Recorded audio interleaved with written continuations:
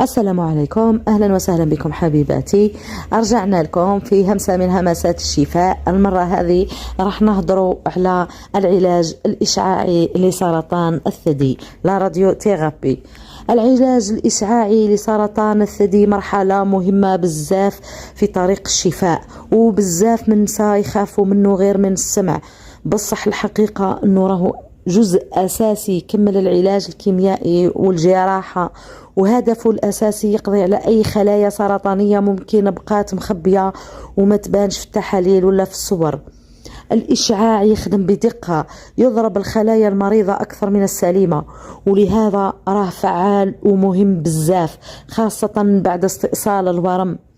عادة العلاج الإشعاعي يجي بعد العملية الجراحية، سواء كان استئصال كلي ولا جزئي للثدي، ويكون كذلك بعد ما تكمل المريضة العلاج الكيميائي. إذا كانت محتاجاته، الطبيب يقرر الإشعاع حسب حجم الورم، نوعه، وهل انتشر ولا لا، وحسب العقد الليمفاوية. ماشي كل مريضة عندها نفس البروجرام، كل وحدة حالتها خاصة بها، ولهذا ما لازم نقارنوا رواحنا بالآخرين.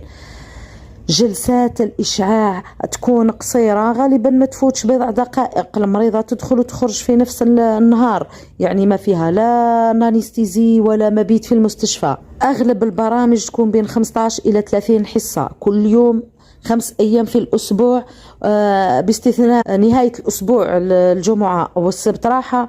مع الوقت الجسم يتأقلم عليها، الإشعاع ما يتشافش، ما يتشمش، وما يوجعش أثناء الحصة. الخوف الأكبر يكون نفسي أكثر منه جسدي.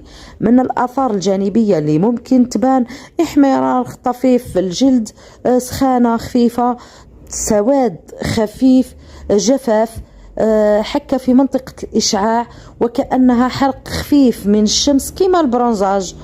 التعب كذلك يبان عند بزاف نساء، تعب ماشي فجأة بصح يمشي بشوي ويزيد.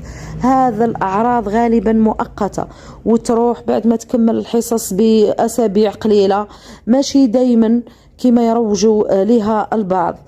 العناية بالجلد أثناء الإشعاع مهمة جدا. لازم تتجنب المريضة الصابون القاسي، العطور، المراهم، الكريمات، الحك القوي، وأي كما قلنا كرام مش موصوف من عند الطبيب.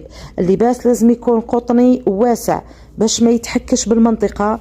حتى الشمس لازم نحميه ورواحنا منها، لأنه الجلد يكون حساس بزاف في هذا المرحلة.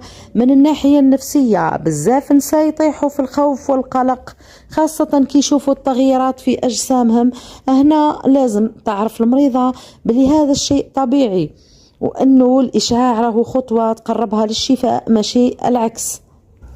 الدعم من العائلة، الدعاء والصبر يلعبوا دور كبير، وكل وحدة تمر بهذا الطريق راهي محاربة قوية، حتى ولو حست روحها ضعيفة بعض الأيام. كاين مفاهيم خاطئة بزاف على العلاج الإشعاعي، كيما اللي يقول بلي الإشعاع يبقى في الجسم ويضر الناس اللي معاك، وهذا غير صحيح. المريضة بعد الحصة تقدر تعيش عادي مع أولادها، مع أهلها، ما تشكل حتى خطر على أي شخص. الإشعاع يخلص خدمته في اللحظة هذيك وما يبقاش في الجسم. الأكل الصحي خلال الإشعاع يعاون بزاف. التغذية المتوازنة، شرب الماء، وتجنب المجهود الزائد يساعد الجسم يتعافى. وما كانش داعي الرجيم قاسي ولا حرمان، المهم توازن وراحة. وكل حاجة جديدة لازم تكون باستشارة الطبيب، وما نسمعوش لكل من هب ودب في مواقع التواصل. خطينا من راديو تروتوار مرة أخرى. في الأخير، العلاج الإشعاعي ماشي عدو، بل صديق في معركة طويلة ضد سرطان الثدي. صحيح يكون متعب، صحيح فيه صبر، بصح نتائجه بإذن الله إيجابية، وهو خطوة أخيرة عند بزاف نساء نحو التعافي والرجوع للحياة الطبيعية. وكل امرأة توصل لهذه المرحلة راهي قطعت شوط كبير وتستاهل كل التقدير، والله ما يضيع تعب الصابرين. وصلى الله على محمد وسلم عليه تسليما.